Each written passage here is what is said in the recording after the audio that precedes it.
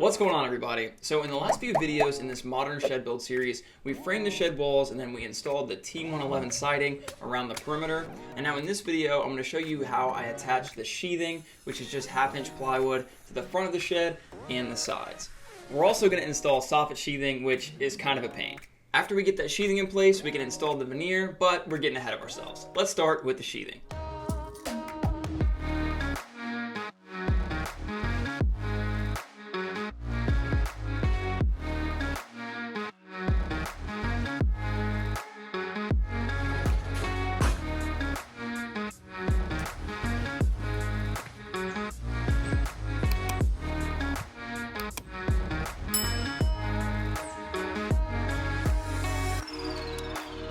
So if you still need to frame your shed walls or install T111 siding, check the videos in the description, but now we're going to install the sheathing. Let's start by installing the plywood sheathing on the front wall of the shed. So because I'm kind of lazy when it comes to pre-measuring, I would rather just hang a full sheet of plywood where it's going to actually be installed with bar clamps, so I can temporarily hold it in place while I mark the cutouts for the windows, all three right there, and then the door's rough opening. Then we just went on the outside, we removed the temporary bar clamps, pulled that sheet down, and then we're just going to cut out all of the window and door penetrations. So to cut everything out, I just propped a sheet of plywood up on some 4x4s to get it up off the ground, and then I used a circular saw to cut out the edges of the window, and I just made a plunge cut there. I cleaned up the inside corners with a jigsaw just to prevent any kind of overcutting with the circular saw. Here I am cutting out the door's rough opening, running that along the cut line, and then I'm going to pull that sheet of plywood out of place, and then we're just going to go back and we're going to make plunge cuts for all of these interior windows. This is a little bit tricky to make these plunge cuts. You're going to have to lift the guard out of the way and always keep safety in mind when using a saw or any equipment. I recommend some safety glasses. Ultimately, safety is your responsibility, but I went back here and I cut up the inside corners to avoid the overcut again with a circular saw.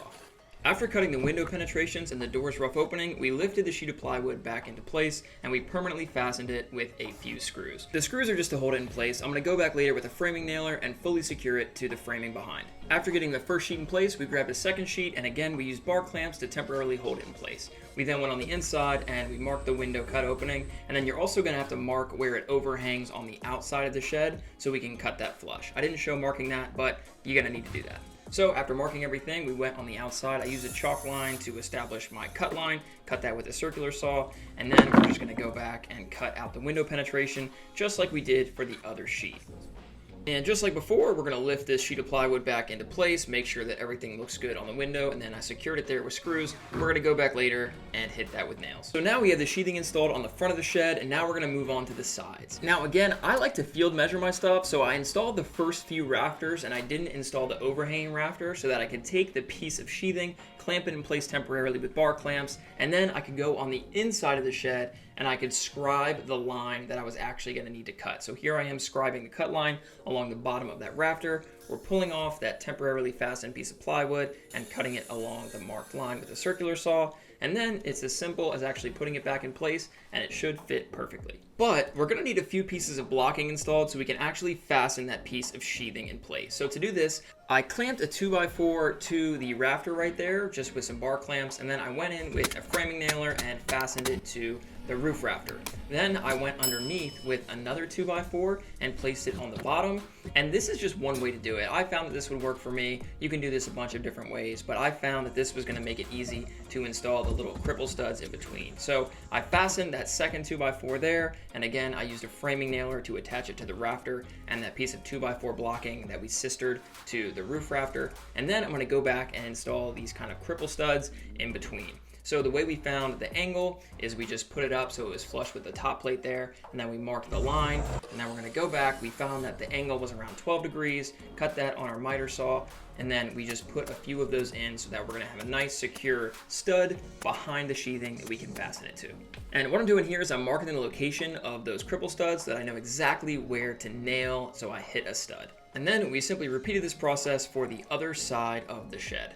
Now, there's going to be a few little partial pieces you may need to install, so I just kind of measured those, cut them to size, and then installed them with a few nails and screws. Now, something to keep in mind is you typically want to install some flashing where the two segments of sheathing intersect. So basically where we have the plywood sheathing resting on top of the T111, you typically would install a piece of flashing right there. It's called Z flashing, and the idea is it keeps any water that drips down the sheathing from getting in between the sheathing and the T111. It's called Z-flashing. You can look it up and you can install it for your shed if you'd like. But the way that I'm trimming the shed out, I'm just going to take a piece of PVC trim and I'm going to cover up the joint between the two, and then I'm going to go ahead and caulk the top and the bottom to keep any water from ever getting behind. So you can use flashing or you can use my method. The choice is yours. And I understand that I sound a bit like a broken record, but I do have a shed building course in the description which will show you how to complete every single step of this shed build from start to finish. So check that out if you are interested. So now that we have the sheathing installed on the front and sides of the shed, it's time to install the sheathing for the soffit. And this is kind of a pain. What you'll want to do is take an inventory of all the leftover plywood you have and then do some measurements on the bottom side of your shed roof. If you're working by yourself, you're probably going to want to cut this plywood soffit sheathing in smaller, more manageable sections. But the important thing here is that you line up the soffit sheathing with the edge of your roof rafters, and so it's flush with the fascia board on the front, and you want to ensure that the edge of the soffit sheathing lands in the center of the roof rafters. So what I'm showing you here is how we're basically mimicking the plywood arrangement on the roof, and we're doing the same thing underneath. So we have the 8-foot horizontal segment and we cut it to length, and then we're going to cut smaller segments and fill in the gaps as needed. So here we are doing the second piece on the front there. As you can see, I'm using bar clamps to temporarily hold it in place. And this is not easy. You know, you're working upside down on a ladder. This is why a lot of people leave the soffit off. But because we're going for a more professional look, it's worth the extra effort to install the soffit sheathing.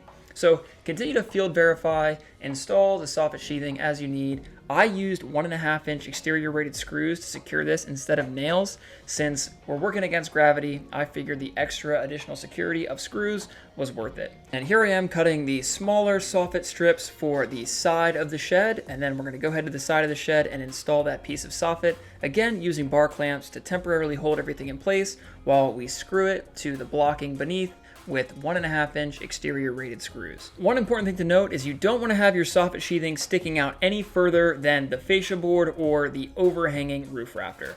Here I am putting in the last piece using a bar clamp to hold it in place, and then using 1.5-inch exterior rated screws to secure it to the blocking below. And after completing the soffit installation on one side of the shed, we repeated the process for the other side. And although this is a pain in the butt to install the soffit sheathing, I really do think it gives the shed a more professional and better looking result. And after putting in these final screws, we've successfully installed the sheathing on our modern shed. In the next video, we're going to be installing trim on the outside corners and on the side of the shed, as well as installing the veneer. So definitely subscribe if you don't want to miss when those videos drop. Check out my shed plans in the description. Thanks for watching the video, and I'll catch you on the next one.